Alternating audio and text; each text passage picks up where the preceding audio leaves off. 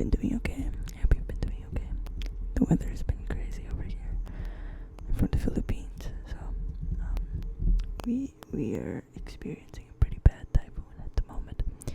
A typhoon Krising, typhoon Krising. The floods are crazy, man. The floods are crazy. Luckily, I'm in an area that's not affected by the flooding that much. But I would see pictures and videos of other towns and cities, and the water would be like knee deep and shit, like waist deep, and that's like, what the fuck? You can thank the government for that. You can thank the government for that because instead of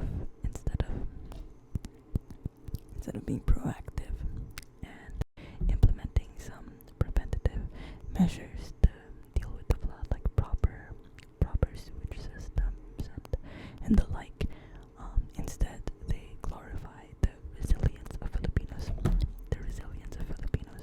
They take videos of Filipinos getting to school, going to work in the floodwater, being like, look at how hardworking and disciplined Filipinos are. Like, we're so strong, bro. It's not. We shouldn't have to be doing all that, you know.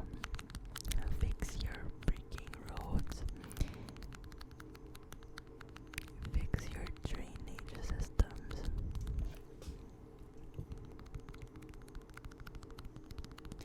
Ooh, sorry. Didn't mean to get so political right off the bat. But yeah, it really sucks.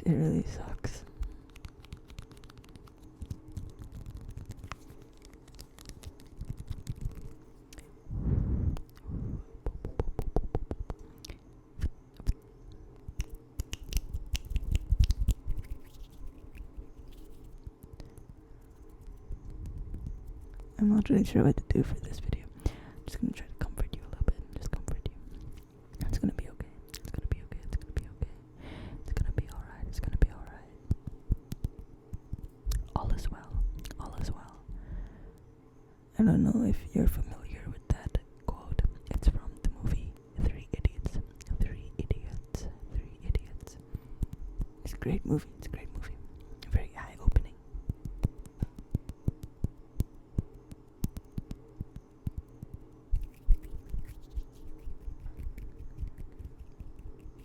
And I would recommend watching it if you are a struggling college student. Like, I swear to God, you should watch it. Or just a struggling student in general.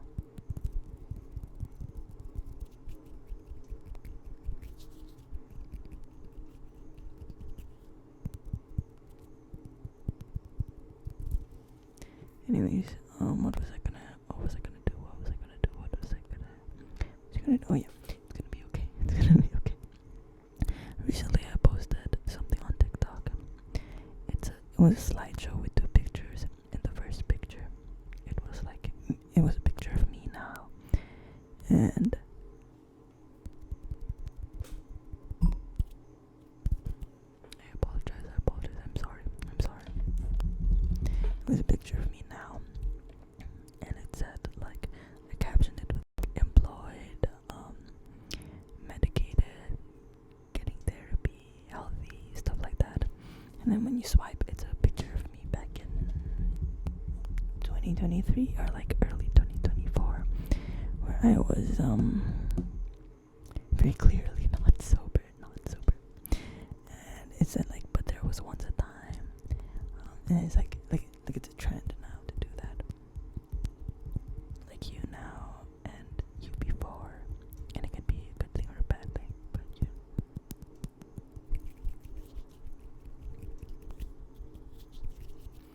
And somebody commented that they watch my ASMR and shit, and that I inspire them or I motivate them and stuff, especially in regards to those things, I guess. First of all, I'm very flattered. I wouldn't consider myself to be a role model of any sort, because, you know, I'm I feel like I'm not cured or anything. It's just that, I'm just improving, I guess.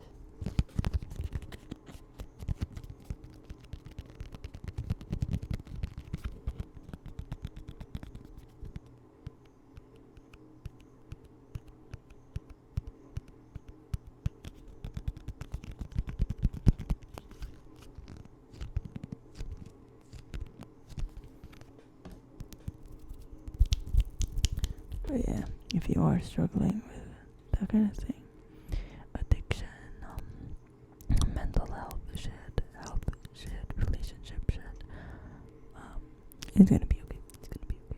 You'll be alright. You'll be alright. You got this. You got this.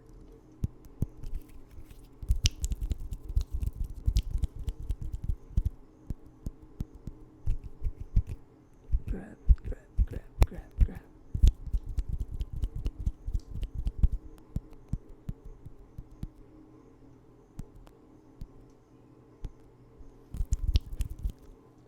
But yeah, I don't know who you are.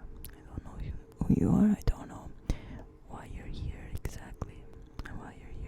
What brought you here. What led you to this video. But whether you decided to click on this or maybe it autoplayed or whatever, no matter the circumstance, I would like to think that you're here for a reason. You're here watching this right now, for a reason. And don't say anything like, oh yeah, the reason is that I subscribe to you or whatever. Like, no, this is different. It's different. The universe brought you here because you're meant to know that you're gonna be okay. You're gonna be okay. If you're looking for a sign that things will get better, this is the sign.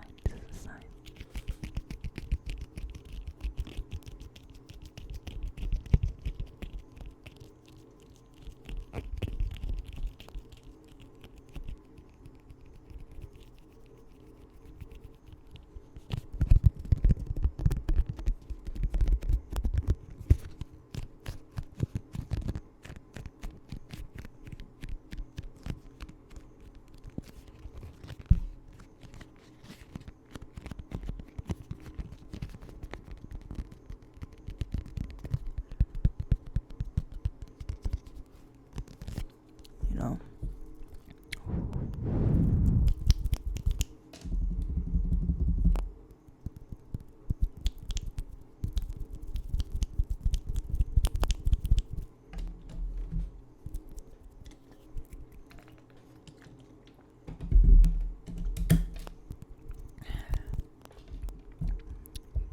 Back in when I was 15 or so, 15 to 17 was probably the worst of it. I got outed as a girl kisser, as a kiss girl. I got outed as a kiss girl, and I got outed because people found out about my girlfriend and I's relationship. They found out that we were together. And because of that, a lot of shit hit the fan, especially with my family, my parents. Because my parents, they don't rock with LGBT. Especially before. There's just a little bit of improvement now, but back in the day, when stuff first started happening, it was really tough.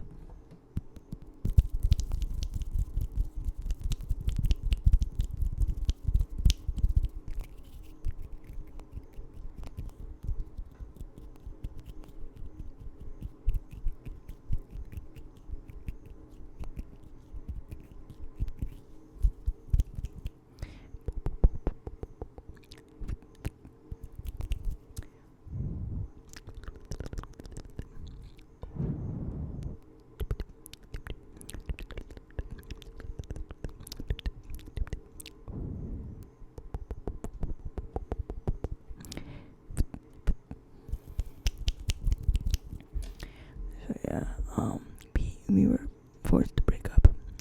We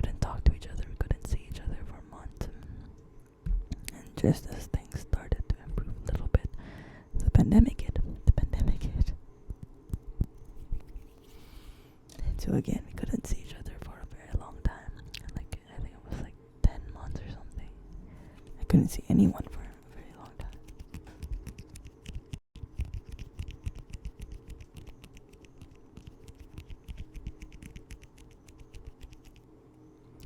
And even during those times, it was really hard to talk to each other online because of our parents and stuff. You know, like it was a tough situation.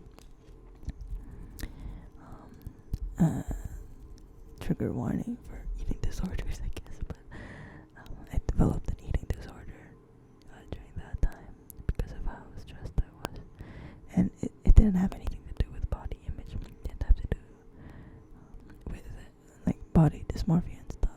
I wasn't self-conscious about my weight or anything.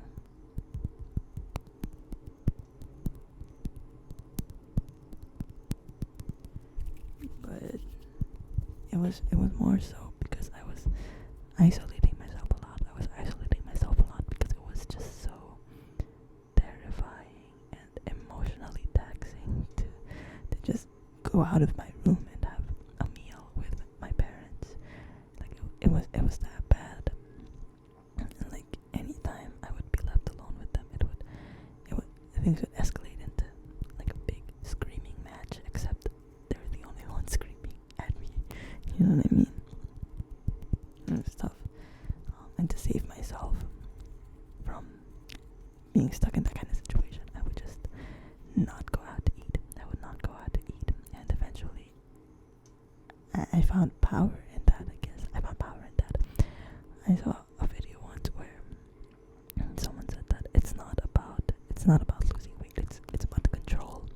It's about the control. Like, it's having control over your body, like your instincts. Like, it's such an animalistic thing to be hungry, right? And so like denying that hunger and not giving into it, there's like power to that. Like it gives you a sense of power, control, which is, I guess, something that I really, really lacked during that time period. So that would make sense. And because of that, when I would eat, it would hurt. Like, I couldn't eat a full meal for a very long time. It took a very long time for my stomach to adjust. Anyways, so yeah, that was a thing. And then eventually I also started moving to trigger warning self-harm, but I started engaging in that kind of shit. I started self-harming.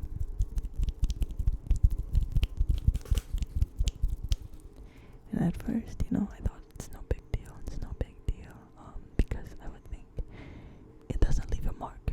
It wouldn't leave a mark,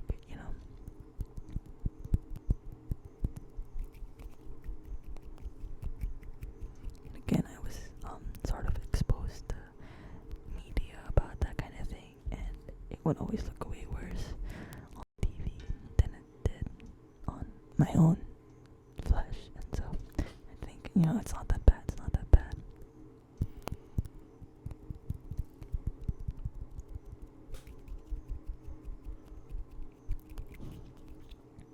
Then eventually, it got worse. It always gets worse, and it did start leaving marks.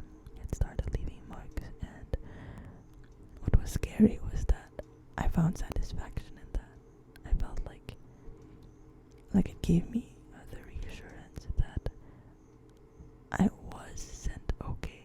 I wasn't okay.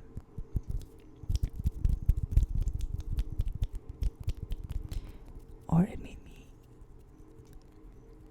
find comfort in the fact that I was getting hurt.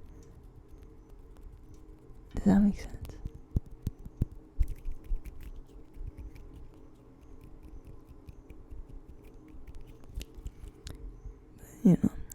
Also, in case since I haven't said it in a bad minute, you're gonna be okay. You're gonna be okay. I promise you. I promise you. I promise you. And it does get better. That's what I'm building up to. That's what I'm building up to.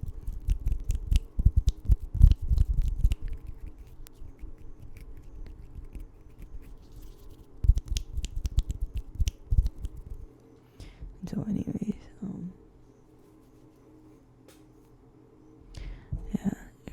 course, it got harder to hide, and eventually, my parents found out about it, and obviously they were concerned, and they were like, stop doing that, and stuff. But what really stuck with me was how they said that it's immature. They were basically telling me, like, grow up, like that's childish shit. Like, you just gotta fix your mind. You just gotta rewire your perspective, shift your perspective or something. And it was just like, what the hell, man? It's crazy how they didn't think to get me therapy then. So yeah, it was a tough time. Tough times. Eventually it got better. And strangely enough, it got better because I rebelled more. I started fighting back a little bit, and it's one of those things that it seems impossible until, like, the analogy of when a tiny little animal is backed up against a wall, or like backed into a corner by this like hunter, or like this big ferocious animal, and suddenly, out of desperation, the tiny little animal suddenly musters up the courage to fight back, and it's really strong. Not that I was really strong or anything. I didn't do anything crazy to rebel, but yeah, that's kind of what it was like. And so I would advise that you try that,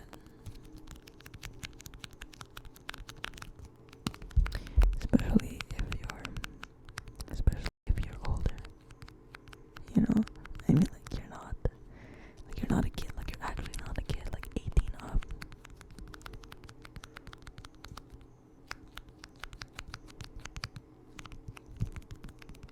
But yeah, things got better. But it was in 2023. My girlfriend and I were forced to do long distance.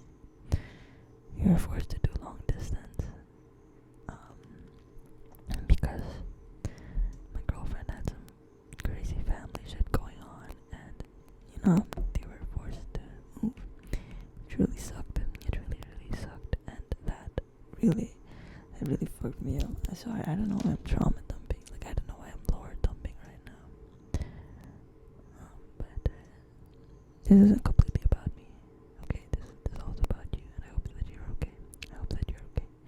If you're not okay, that's okay. It's okay to tell yourself, like, whoa, I'm not in a good place right now. Like, my life is pretty fucked up right now. You don't have to be in a constant state of denial and stuff. But yeah, anyways, all of that shit happened, and because of how hard it was to be in a long distance relationship, I ended up turning to substances, like certain substances, just to keep me at bay, because I really felt like I was going cuckoo bananas. And I was like constantly anxious. I was constantly like hyper vigilant. I was constantly irritable and stuff. Like, I swear to God, I've never felt that way ever. On top of that, I had an undiagnosed panic disorder, so I would get panic attacks all the time. And every time I would get a panic attack, I would think that I'm about to die, and it was scary, and a lot of crazy shit.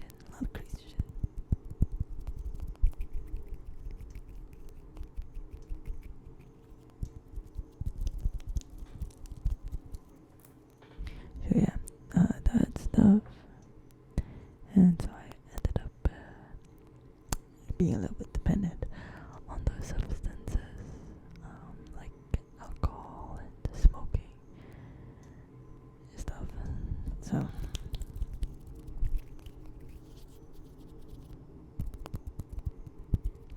yeah, and it was tough, but thankfully my girlfriend came back. Thank the Lord, my girlfriend came back. And I don't know if I mentioned this before, but the reason they were able to come back was because people donated to them. People donated to them. Because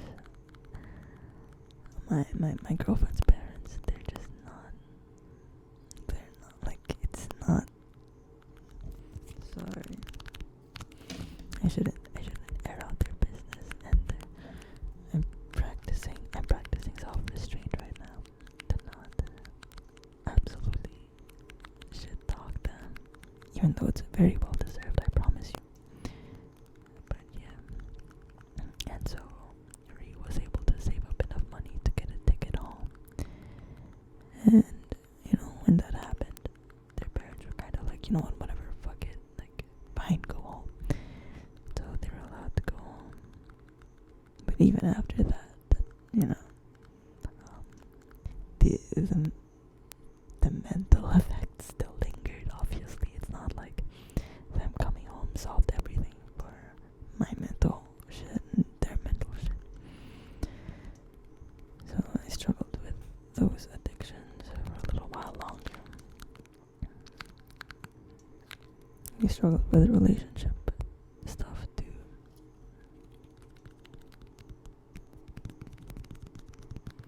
For my addictions, again, I was also in denial that I was addicted. I was very, very in denial, because I would think I don't crave it all the time. It's like, if I go a day without it, then like it's okay. But during times of crisis, during times of a mental crisis, that's those substances would be the first thing I'd look for. It's the first thing I'd look for.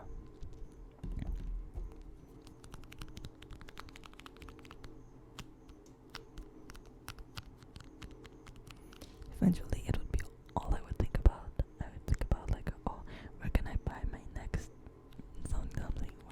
When can I buy my next something? And even then, it didn't particularly clock to me as an addiction. Just crazy.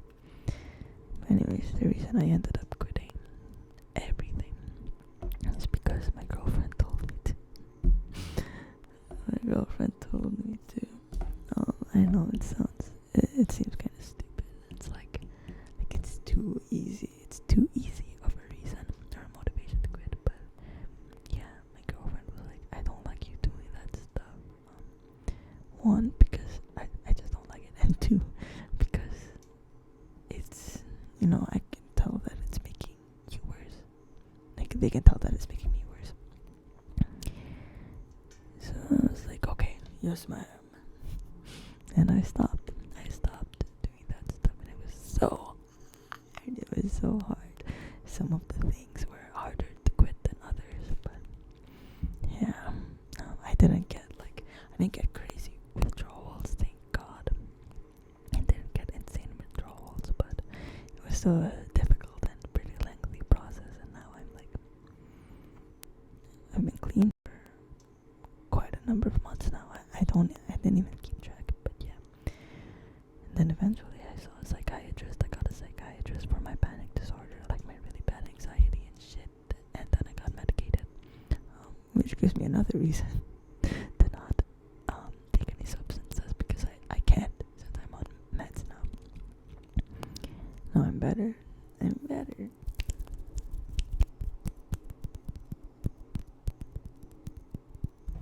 Again, I'm not cured. Like that part of me from that era, that hurt and broken and like addict part of me. Like, that's still me, like that's still me. It's not like I made past me disappear,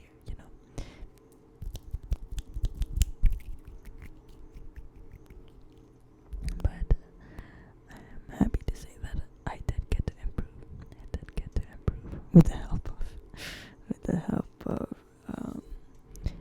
modern medicine and my girlfriend and my friends and a lot of things.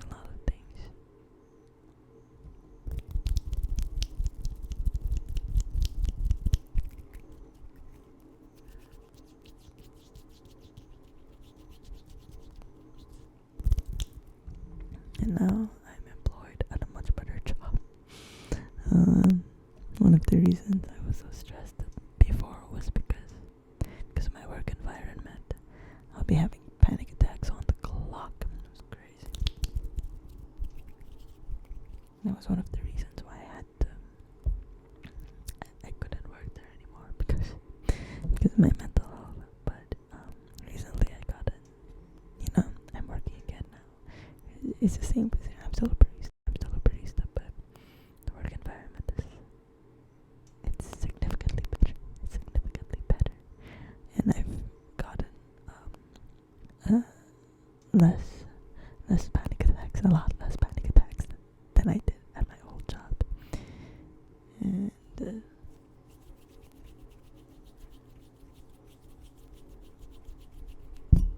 sorry. And yeah, and now, just a while ago, my girlfriend was here. My girlfriend has been able to come over. They would come over just before that was a huge no, but I guess something shifted with my parents too a while back, and they've been more accepting. And last New Year they actually spent it with us because again, the rest of their family is abroad, and they got to spend the holidays with us, which is really nice. And I was pretty surprised that my parents agreed to it, even though there was a little bit of a back and forth. Yeah. And now I'm trying to pursue my art shit. Not from a place of depression and agony and despair, but out of a place of inspiration and just motivation to, help people. I don't know how I could help people, but send a message to the masses, Sorry, I sound like a performative man.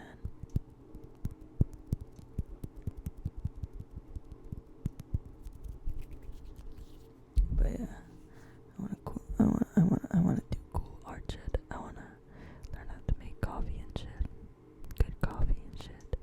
I wanna kiss my girlfriend and stuff. And yeah, I couldn't really articulate my story very well because I'm actually quite sleepy because my girlfriend was here and my girlfriend was here and now they're not here and I miss them very much already. I miss them so very much. They don't have Wi-Fi again. Their house has no Wi-Fi because it just doesn't have any. It got disconnected probably because of the weather. And yeah. So things get better, okay? I promise you, things get better. Things got better for me, and I'm not at my best yet. I would say things can still be better. I'll admit, but if I look back at how things used to be, then it's like,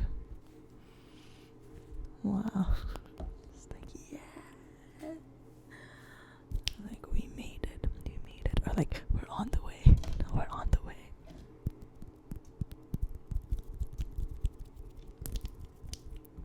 And in case, I don't know, if it helps that an internet stranger will tell you that you'll be okay, then an internet stranger, would like to tell you that you will be okay.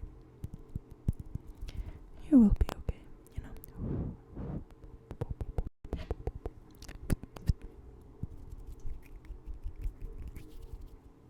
You're gonna be okay. I promise you.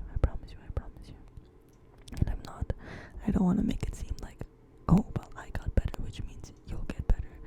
Because that's not the point. It was a tough journey. It was hard to get to where I am now. And I'm gonna admit you probably have it worse than me.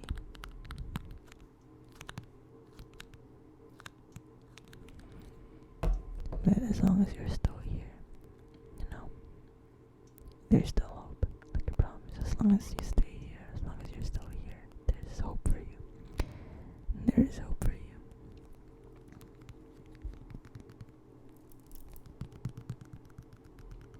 Like I always say, be a good person, make good art, eat good food,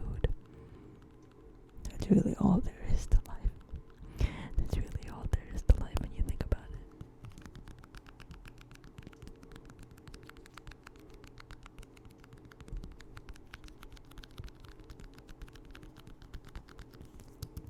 So yeah, I'm gonna skedaddle now because I'm sleepy. I'm sleepy and I'm hungry.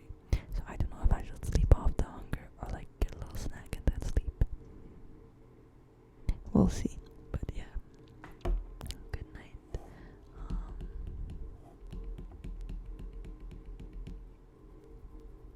I forgot what I was gonna say. So yeah.